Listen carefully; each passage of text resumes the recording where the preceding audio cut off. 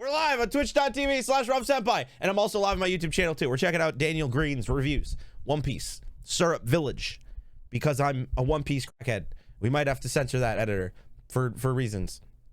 But seriously, like I just can't get enough. I've already said we've gone through Mark's reviews. We made it to Marineford. We've gone through Murphy's reviews. Made it to Marineford. But you already know that I wanted to get to pre-time skip, but I want to watch kind of like all of the different people that have done reviews. And then once I'm caught up on everybody's, then we'll move on to post-time skip. Just because that's just how I want to do things. I don't know. I'm weird. Just don't judge me. That being said, I need comments. Obviously, Daniel's are quite a bit shorter. They're, 9-10 minute videos compared to a lot of the other ones we've watched. So I'm probably gonna finish these really soon. If we're gonna finish these really soon, then recommend more One Piece reviewers, because I wanna watch them all. And I would just watch them on my own time, but every time I do that, you all yell at me. So there, Syrup Village. Hello everybody, and welcome to another One Piece review here on the channel. In this episode, I'm going to be covering the Syrup Village arc. I already covered some of this a little bit vaguely in my first One Piece review, but I've decided I'm going to go arc by arc, continuing on. Smart. So now I'm going to be recovering some ground, but also kind of finishing off the storyline. It's a fun way to approach One Piece, because there ain't no way I'm going to be able to review each individual volume. But this means I'm actually going to be doing some more detailed reviews here and getting into my thoughts on the actual events of the narrative, which will be more fun. Vague spoilers, I'm not going to get super detailed. Judge for yourself. This has been out for a long time. I think it goes into that. It's okay to talk about territory, but let's go ahead and talk about my current feelings with One Piece. Is the audio low? In my I can last fix it. Video, I basically just made it to go ahead and dispel the idea that it takes time to actually start enjoying One Piece, because I started enjoying I agree. kind of right away. This is 100% true. That's a bunch of bullshit. I understand that, yeah, some people might not get attached till later, but I to this day do not understand the mentality of oh, you gotta get 100 episodes in, or One Piece gets good 300 episodes in. Bro, if you don't want, I stand by this, dude. If you don't like One Piece, I feel like if you're not hooked by the Baratie arc, yeah, I guess there's a possibility that you might get hooked later, but I don't know. It's absurdism and pirates. How can you not like that, immediately? So Thank much you. fun. And the humor worked with me. But as I'm getting further into the series, I think the strongest element of One Piece is, without question, the chemistry between the cast. And I know that to be true because as I'm getting to know Zoro, Luffy, and Nami, You just fall in love with them. I know I got Luffy right this time. I'm having this gut instinct of anyone else who's going to join. I'm gonna be like, ha ha ha, no! You are not in the original 3. It is the Triumvirate, and I'm loyal to them. And I know eventually I'll come to like the new characters as they add them, and then feel that way to the people added after them. I'm so curious about his thoughts on Usopp. That's just a really good sign that you're building a well-rounded cast. And the way these three all kind of counterbalance each other just works really well, so I'm nervous having any other elements introduced to this so far. Y'all don't want to know.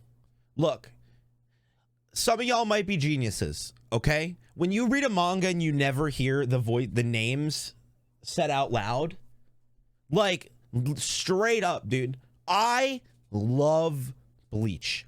I love it. I think it's fantastic. We just recently started watching some of the anime episodes because I've already read the manga. Dude, I don't know how to say the names of almost every single fucking character in Bleach, dude. I don't know how to say them. Granted, they're a little more complicated, but still. Luffy, who is chaos incarnate. I stand by my assertion in my first One Piece review that he is essentially a force of nature. Big and facts. You have Zoro, who's kind of this super serious, darker character with a sword in his mouth. And then you have Nami, who is a counterbalance between the two. She's very well realized. Oh my god, I'm dead. I do see some of the cliches and tropes of manga of over-sexualizing and over-busting women, but I still really think she has a lot of depth to her, enough to stand up to these two who have a crazy amount of character. And the first story that happens here that is tied into the wider Syrup arc that's a bit disconnected is them going to an island that's kind of just populated by special animals and a guy in a chest. And I of course thought oh, this can I is a new say, addition dude, I literally forget about that guy for months at a time. And then I'll watch a Syrup Village review. I've been listening to the One Piece Virgin podcast, which has been great, by the way.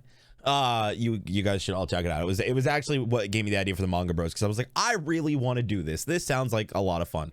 I always forget about his existence. The crew. I don't hate him. I just forget about him. Into the full absurdism of the show. Yes, there's a pirate stuck in a treasure chest, and I would die for him. Gaimon is amazing, and he has to be a fan favorite, right? There's no way this guy is not I loved him when I first did it. I just keep forgetting about him. And not the best, but the fact that they're like offering him a way out, and at the end of his story, he's like, no, I must stay with my animal friends. People. I was like, I get you, dog. I like you a lot.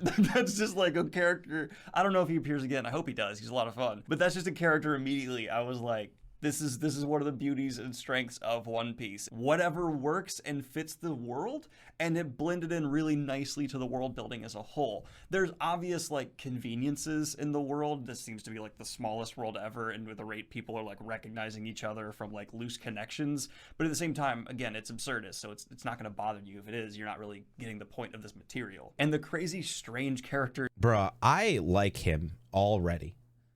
Like a lot. Like, just the way that he's speaking of, like, you know, pointing out random things that people complain about. And, like, dude, like, that's just part of the story. It's, like, part of the charm. That are crafted are just so enjoyable. And this brings us into the actual story for the Syrup Village town. So, Asap, whatever his name is. Does he edit his own videos? Like, or is his editor just choosing to use post-time skip stuff? I feel like every GIF has been a post-time skip GIF. I don't like him as much as the original 3. Maybe I will. Everybody felt like that, bro. It's all good. This kind of arc acts as a way for us to get to know him and eventually have him graduate to being invited into the crew. And fine, he's whatever. But I like the story that plays out throughout this village. It's a bit of a told tale before, where we have Usopp like, stands about to be heated. Pirate issue. There isn't, and then there really is with this villain who's a supposedly dead pirate who's not. He's just kind of hiding out, and this crew showing up. I liked that. I also really liked the conflict and the action that happened in the showdown between Luffy and Zoro and all these evil pirates who are like. That's true. Technically. The main 3 is Luffy, Zoro, and Usopp, right? Because like Nami doesn't like really join the crew until Arlong Park, you know, like she was playing that game. I didn't think about that. That's fucking crazy. Say evil pirates, because pirates in the pirates are evil, but there's like the Straw Hat pirates who it's like you're pirates, but like. You're not bad guys. True. That is true. He doesn't know about Arlong Park. Luffy is taken out for plot convenience to, I think, just let Zoro shine as a character. I just forgot. In action, let him have a moment, and I really enjoyed that. There's this like narrative thing where it's like, oh, his swords are taken from him. He only has one now. How will he fight better? But in my head, I'm like, yeah, now you don't have a sword in your mouth. You should be better off now that you don't have a blade near your face. But okay, in the logic of this Zoro absurdist Chad. world, sure. And Nami basically screwing over Zoro. I love it, dude. I think my guilty pleasure is when people fuck up names, because it makes me feel better, because I fuck up every name all the time and get so much shit for it. And I'm like, see, everybody does it. Like, leave me alone, dude. At one point just showed like there needs to be. I called him Luffy too. Everybody calls him Luffy at the start. That's what I think is funny. They don't just all naturally slide into place. The whole team dynamic is growing, and that's just favorable. Like, I like to see that this anime is not just going to let everyone work together flawlessly. It allows room for growth for the whole Straw Hat crew as individuals and as that team. Love it. But there's this issue where as soon as Luffy wakes up, and I like. Yo, hold up. I need to know this. Oda says the 3 main characters are Luffy, Zoro, and Nami. Is that actually true? I feel like that's not something Oda would say. Yeah, nah, he never said that shit in his life. Who said that? Somebody on YouTube chat. I didn't think so. That's why I needed to get that corrected, because I was like, that doesn't sound right. Yeah, Nami appeared in the first episode before Zoro, but that shit didn't happen in the fucking manga. Because the manga had a better opening. Chapter 1 of the manga is significantly better than the fucking first episode. That's just facts. Enticing thing that was happening with him. Like, that was fun to have him stronger, asleep, awake. The way he was woken up was also funny. But this, having him once he's around, I see this issue where he's a little too powerful. Like Luffy, I'm not aware of whatever could really hurt him at this point. So as soon as he enters combat, I'm having a little bit of like, what could really go wrong?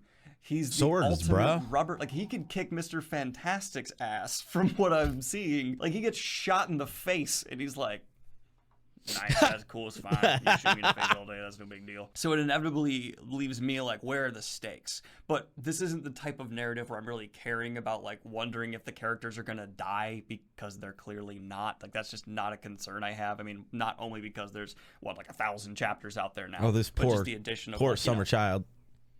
They're not going to. I do want to throw in here the two brothers that Zoro were fighting. It was kind of like, Zoro, you're a super badass, right?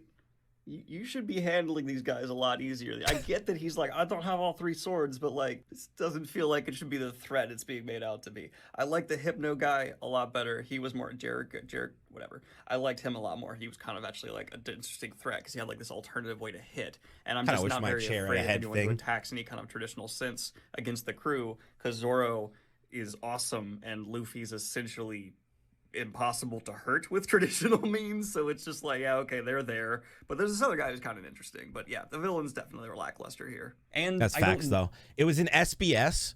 All right, yo, so YouTube chat, y'all are like unanimously saying that that never happened, but like YouTube, a bunch of them are actually saying that it did happen, that in an SBS, whatever that is, that he said that. Can you link that, Prodigy? If I missed the link, I'm sure that that Bobo can get it for me. I need to see this. I'm curious. I need to know if these villains are going to come back and play a role again, but it also doesn't just completely wipe away everyone who they came in conflict with. So I enjoy the fact that this series is not having villain of the week. They are potentially setting up reoccurring villains, something I always prefer. I love that. I love that. Same.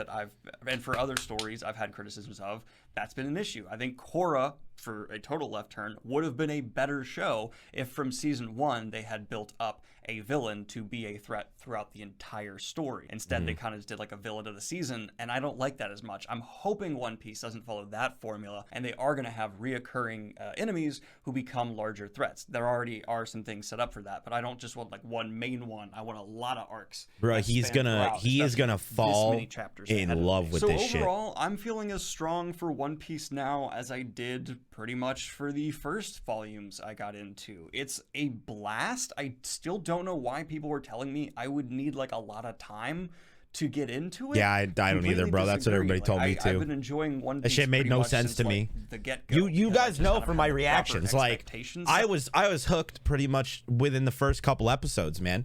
But I do feel like Arlong Park was when I like fell in love with it, right? Or episode 24. Then Arlong Park kind of solidified that more. And then Ennie's Lobby, I feel like just blew my fucking penis off. Like, I lost my goddamn mind.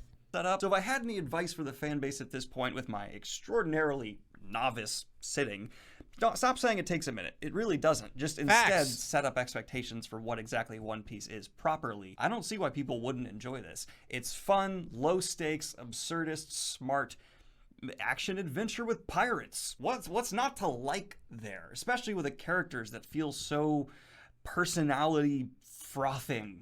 That was bad word choice. Close enough, bro. It sounds good. Anyway, guys, let me know what you think of the Syrup Village arc for One Piece in the comments down below. Like and subscribe if you have not. I will say, the fact that he enjoyed Syrup Village this much have a good one, y'all. Is already like such a good sign. I'd like to record a special shout out to my latest, because you already know what that means, you know.